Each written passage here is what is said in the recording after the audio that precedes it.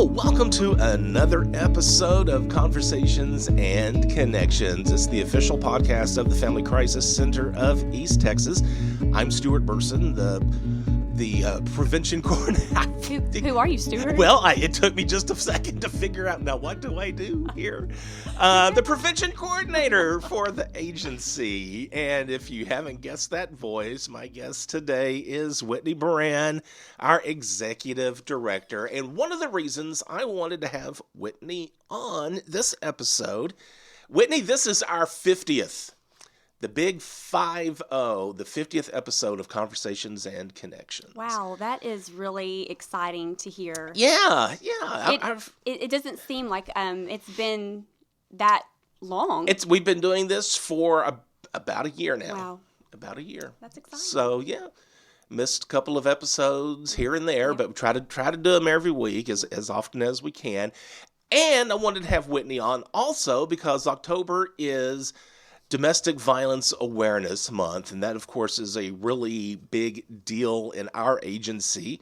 And so what we're going to do, we're just going to kind of talk a little bit about why we have Domestic Violence Awareness Month. Also, we'll touch base on some of the events that we have planned for October and just some of the stuff that we're working on as well. So October is DV awareness, and we say DV. I got to make sure on the podcast that we don't use acronyms or anything that we always use. Right. We know what everything is, Yes. But Domestic Violence Awareness Month. And Whitney, I don't know if you want to start or I can start just about, why is there a need to have to bring awareness to something like this? Sure. Well, not just during the month of October, but all year long, our agency is standing up and rising up to take a stand against domestic violence and sexual assault. But everyone here at the Family Crisis Center is just, along with other agencies like ours across the nation, are rising up to take a stand against domestic violence. So Domestic Violence Awareness Month, I just wanted to give a little history about that. Yeah. It was launched nationwide in October of 1987. And the idea behind that was just to connect and unite individuals and organizations just working on domestic violence and raising awareness. Also, during the month of October, it's a time for agencies to recognize and honor the individuals who have lost their lives at the hands of intimate partner violence. So it's a time that we take some time to recognize those individuals and think of how we as advocates and a community can move forward and prevent domestic violence in the future. Sure. And I think it's important to recognize it because I'm not saying everyone has this attitude, but I think a lot of times we run into certain situations where people, that doesn't happen here. That doesn't happen in our town, or that doesn't happen in our school, or things like that. Yeah, it makes us feel safer when we think domestic violence, only happens somewhere else. Right. When in reality, it's happening right here in our neighborhood and to our families. Sure. And sure. And it's also a time to recognize that anyone can be a victim of domestic violence, Right. because it, regardless of the race, age, ethnicity, sexual orientation, domestic violence happens to everyone. It doesn't discriminate. So. And I'm glad you brought that up because I always, in nearly every presentation that I do, when we do prevention work, I always try to make it clear that men can be survivors too. Absolutely. Automatically, and we're about to, I want to kind of segue into kind of maybe, I don't know if I want to say fighting the cliches, but Yes. kind of talk about that, domestic violence. When we hear that word, it's more than what many people think. And in fact, men can be survivors just as much as women Sure. can be in domestic violence. But, when we think about domestic violence, a lot of times we do have that image that a lot of people conjure up of the man in the white T-shirt beating up on his wife. She's got a black eye. Right. And there's just so much more to Exactly. that. In recognizing that and educating your community and individuals on domestic violence and what that actually looks like. So, Right. Individuals can identify that, because you're right. Domestic abuse can take many different forms, including, physical, sexual, emotional abuse. Abusive relationships are always involved in an imbalance of power and control, and the abuser uses just intimidating tactics to control his or her partner. And so it might not be easy sometimes to identify domestic violence, where some situations may be just outright at first, Sure. and you can clearly see it from the outside.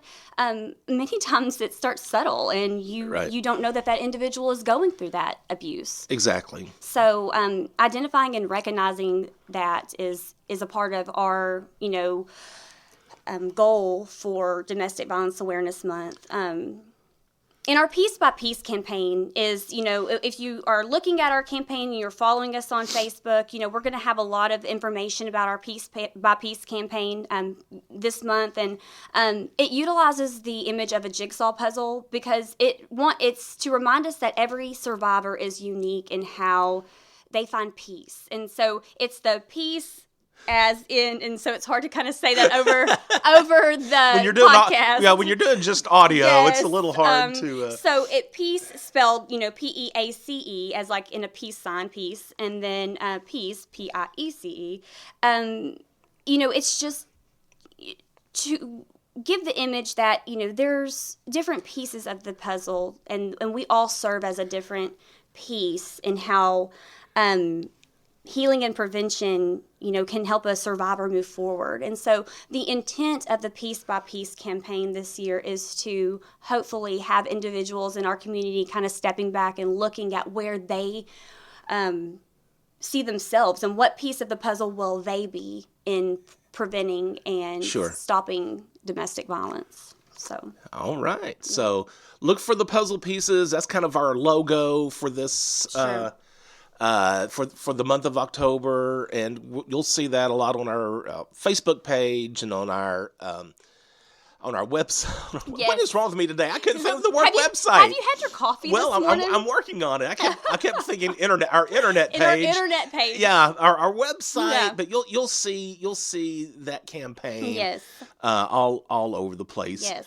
And Winnie, I don't know if you brought any statistics. I did bring a few statistics. And we don't have to get into a lot of details, but kind of going back to, why do we do this? Why do we need to bring attention in October to domestic violence and all of that? And I think if somebody would look at some statistics or some maps or graphs, they could probably maybe easier understand why we still need to do this. Well, and each year the Texas Council on Family Violence, they publish narratives, and which is an analysis of like the demographics and the statistics on intimate partner violence. And so these statistics are something that I'm going to post on our Facebook page, so people can click that link and actually go to that website and read these stories, because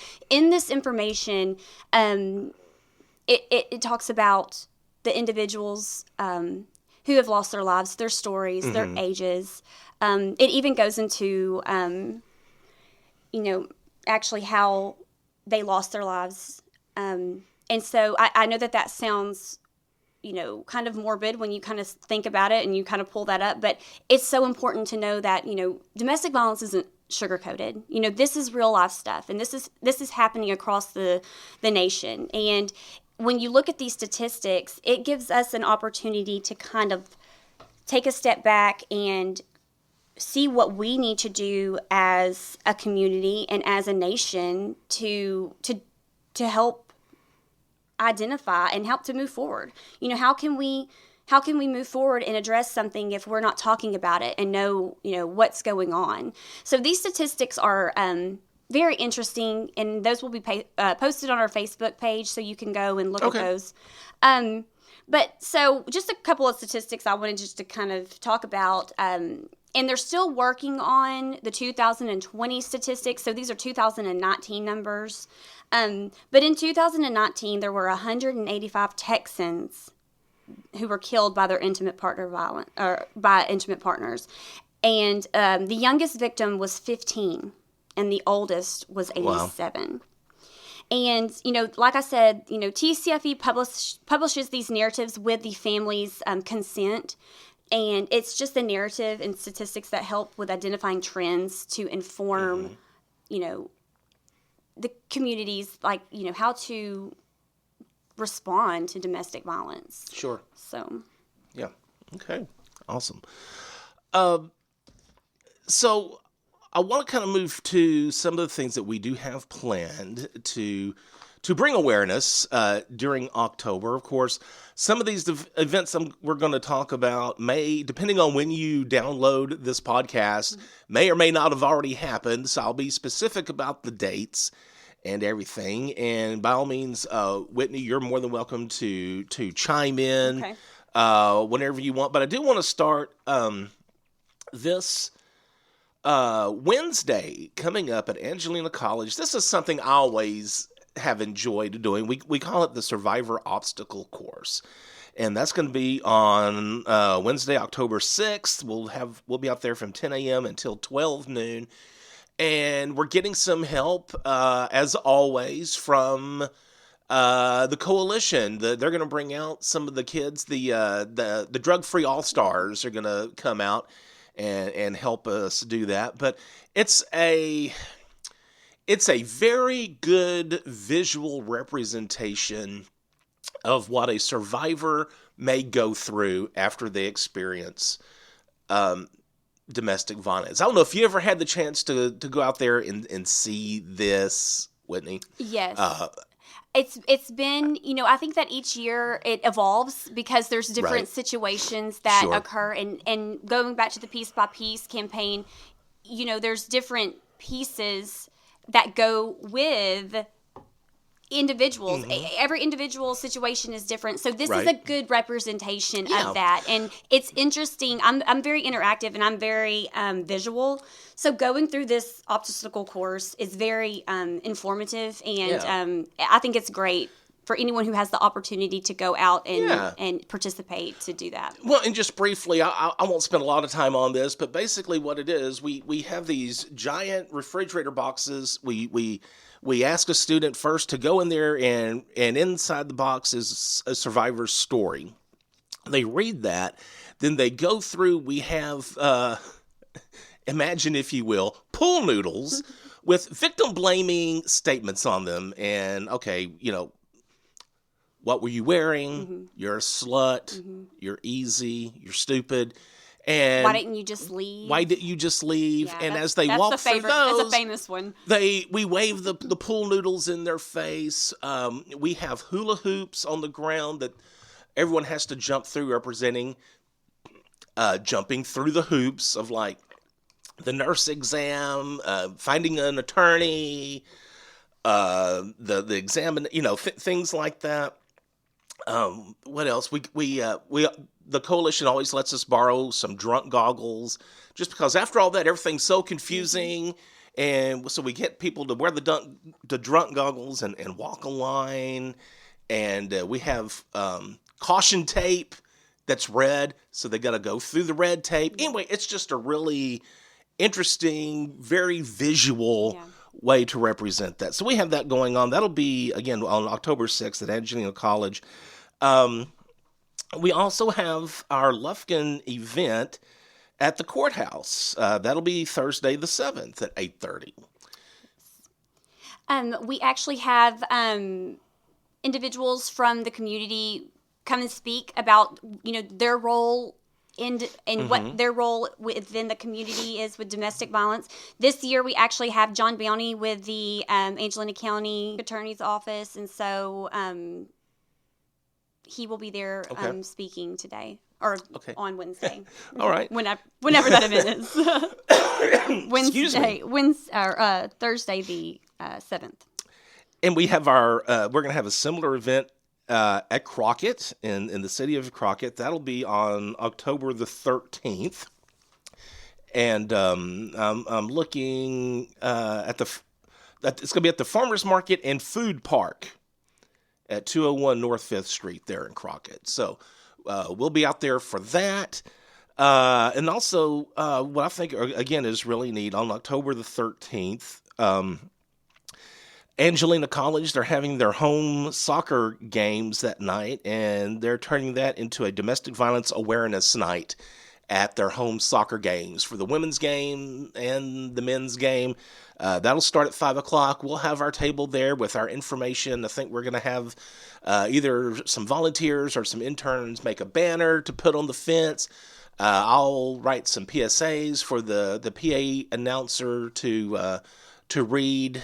So we'll be doing that. Again, it'll be at the Angelina College home soccer games on October the 13th. Then our Nacogdoches event will be on October the 14th. Yeah, Go ahead. And I also wanted to add that is also the day that our Christmas extravaganza is at the thrift store. Oh, so okay. we're just rolling it all Yay. into one. It's just going to Awesome. be a really fun day. Everyone looks forward to the Christmas merchandise coming out at our thrift stores. And so while you're there, you can, participate in the domestic violence awareness event and do some learning and some shopping. And it's just going to be a really fun, exciting day. Nice. So, and again, October 14th is the Nacogdoches event. And that's going to be, let's see, I'm trying to look at our press release, Whitney. At 11. Okay, it's going to be at 11 o'clock. On Thursday the 14th. Okay. And that'll be, is that going to be at the thrift store? Yes, it'll be at 3909 North Street. Okay, so the event will be at the thrift store. It will be, yes. Okay. Excuse me, I got a little frog in my throat this morning.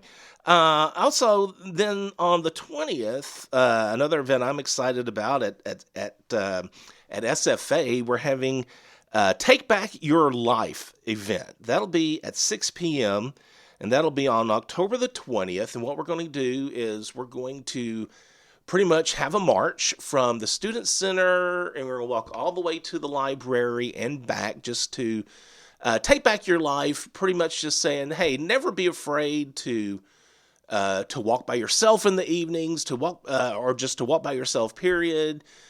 Don't live in fear when it comes to domestic violence. So what I'm really excited about is that we do have the fraternities and a lot of the other Greeks on board with this. So they're going to come out and walk with us. We're still working on who we're going to get to come speak, but I think we're going to feed everybody. Sure. And so that's going to be a great time. That'll be October the 20th. And we also have large puzzle pieces that we have ordered, because if you want to make a sign while you walk and just to kind of put what domestic violence means to you, or a word, a lot of people put survivor or, whatever is important to them, what word ever, means something to them, they can do that. And so we'll have that available as well. So that day. It'll be like picket signs, I guess, what you can call it, where then they can march with those. You can so march that'd be with awesome. your sign if you so choose. That's great.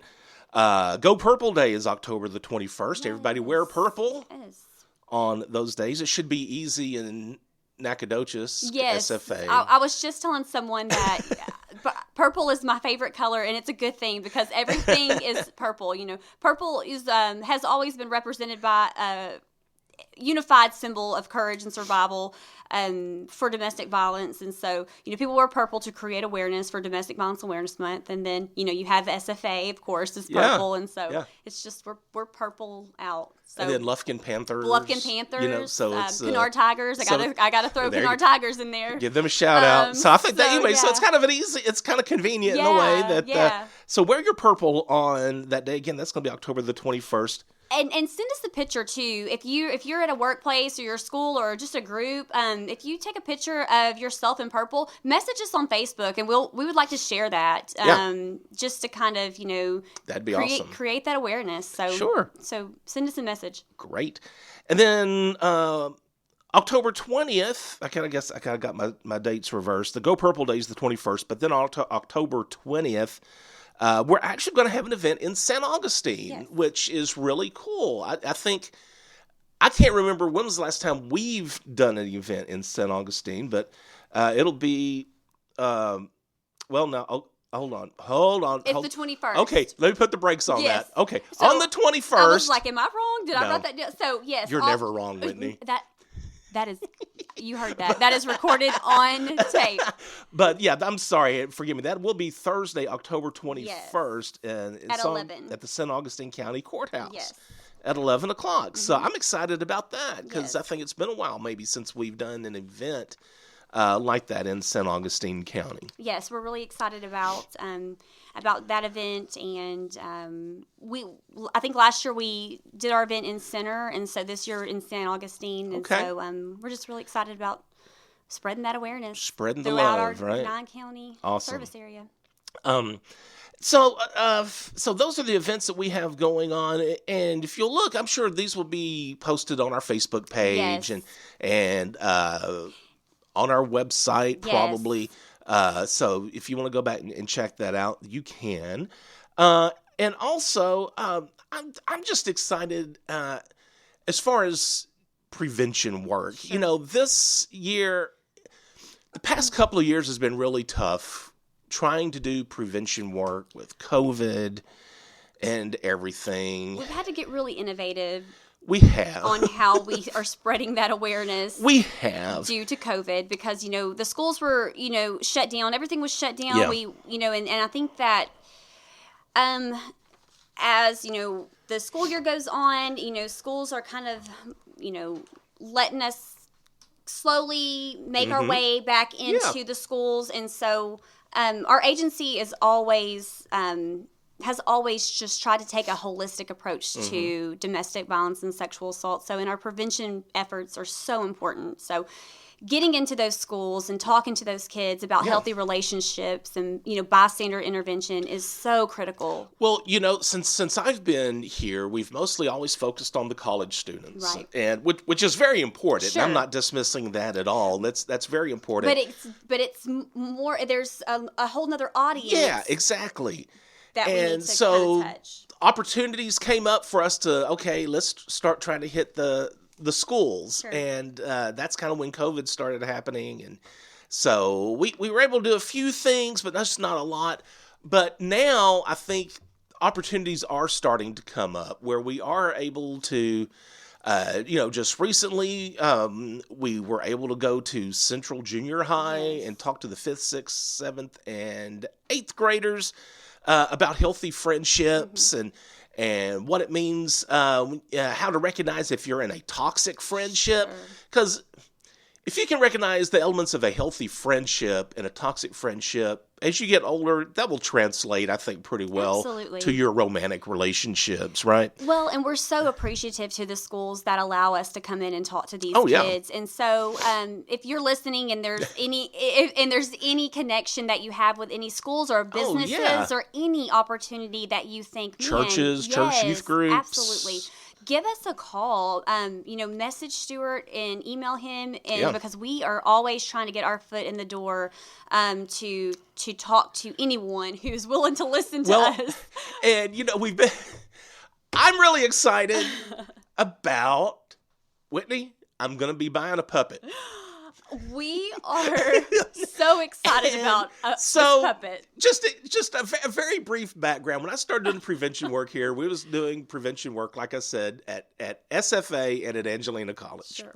So then we thought, okay, we're going to shift gears a little bit. We'll still work with SFA and Angelina College, but we're going to start getting to the schools. Okay. So, you're thinking high schools, middle schools. Yeah. Okay, well, I'll have to kind of adjust my presentations a little bit and everything. Well, I got a call a couple of weeks ago from Crockett ISD from their kindergarten school. Yes. Wanting to know if we could come out and talk to the kindergartners. And we are so excited about this opportunity. And I was like, yeah, sure. Yes. I told her, say, I've never worked with kids this young before. Will, who works here, who's part of our prevention team, Will and I have done presentations for first and second graders at the Boys and Girls Club here. So I told her, well, we've done first and second graders, and she asked me what we talked to them about. So I told her, and she goes, oh, well, that'll be fine. Yeah. You can do that. And her next question was, do you have a puppet? Because she said, if you have a puppet, those kindergartners are yours. You will have them in the palm of your hand. And it was music to my ears. I was like, okay, so I'm on Amazon Googling puppet. I went down the hallway to talk to Whitney, and Melissa was like, hey guys, do you think there may be a chance we could buy a puppet? And they're like, yeah, start looking. It's so exciting. So, I'm very excited about it. I'm really excited about it. And I'll tell you this, Whitney, just real quick. With my experience at the Boys and Girls Club, working with the first and second graders, I love that age group. Yeah. Because they are so open to receiving anything you want to tell them, and they're so excited about anything you have to tell them. And it's such an impressionable age. It's such a critical age to get those healthy relationships. Yeah. And, sometimes those kids, there's a lot of kids that are in public schools that are not getting those healthy, relationship information that they need to, and so this is our opportunity to kind of plant that seed with those little ones, and I'm excited about it. So I got to work on my puppet voice. Yes, you have to. We're gonna practice later. I'm gonna audition in front of Whitney in her office at some point. Yep. But no, I am excited, and of course, and I've said this before, but if you don't know, when we talk to kindergartners, obviously we're going to talk to them about things on their level that they will understand. We're not going to really talk about romantic relationships. Sure. We're going to introduce to them the concept of things like consent. And when we talk to them about consent, it's like, hey, before you borrow something from your friend, ask them if you can borrow something. Just introducing those healthy relationships. That concept, you can get out there and start talking to them about. And we can tailor our presentations to any age group. And so that's important to know.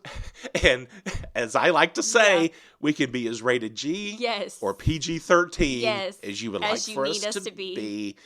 So don't ever worry about the topic. When we talk about romantic relationships or sexual assault prevention or consent, please keep in mind that we can tailor that to an age-appropriate or an audience-appropriate level and topics. So let us in to your schools. Let us in. Let us talk to those kids. And I'm also, another audience I've really, really been trying to reach out to, which we're going to have an opportunity very soon, just in a few days, to talk to, is at SFA, is their the LGBTQ caucus. Mm-hmm. Will be me and Rebecca will be doing a presentation to them. In fact, the caucus, if you're a regular listener, probably a couple of months ago, we had them on the podcast to talk to them about the caucus. So they've invited us to come actually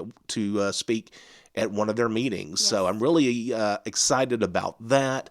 And again, hey, let us know if you'd like to come talk to your student organization or civic group or whatever. We'd love to do that.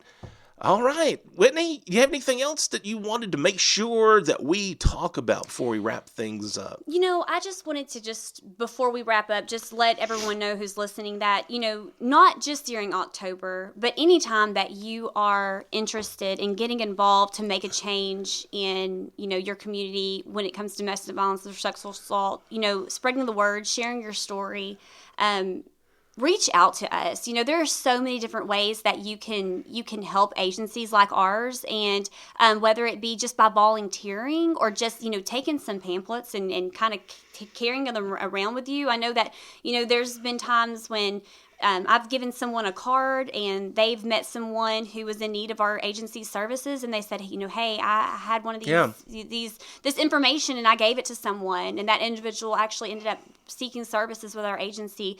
So there's so many different ways that you can, be a voice to survivors. Yeah. So please just like our Facebook page, follow us, contact us, anything that, you can do to get involved. And if you're a, current or past survivor of domestic violence, and are needing services for yourself, reach out to us, because it doesn't matter how long ago that has happened. We're here for you, and to help you move forward and just support you. Yeah. And that's what we're all about. Awesome. Yep. Thank you, Whitney. Absolutely. Thank you, Stu.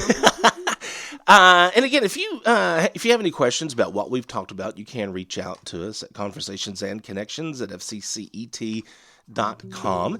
And as Whitney said, if you feel like you need our services for any reason, we do have a 24-hour-a-day, 7-day-a-week hotline, and that number is 1-800-828-7233. Again, that's 1-800-828-7233. And be sure to subscribe to Conversations and Connections. We're available via Spotify. Good grief, what is wrong with me this morning? You can subscribe to us via Spotify, Apple Podcasts, Google Podcasts, or the podcast service of your choice. And as always, remember, be the voice, if not for you, for someone else.